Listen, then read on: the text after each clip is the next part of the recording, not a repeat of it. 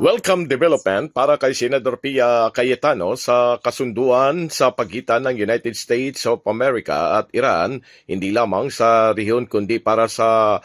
ordinaryong Pilipino kung saan nakaranas ng matinding epekto sa mga nakalipas na buwan ng global oil market. Bilang dating chairperson ng Senate Committee on Energy, isinusulong ni Senadora Pia Cayetano para sa pulisya na nagprotekta naman sa mga Pilipinong consumers mula sa galaw ng international oil markets at para sa greater transparencies kung papaano tumugon ang local pump prices sa galaw ng pandaigdigang presyo, kung saan ito umano ang tamang pagkakataon na dapat maging vigilante ang sambayanang Pilipino. Hinikayat ni Senadora Pia ang Department of Energy na mahigpit na i-monitor ang naturang development upang matiyak na anumang pagbaba ng pandaigdigang presyo ng langis ay agad na makikita sa presyo ng mga local gasoline station, kung saan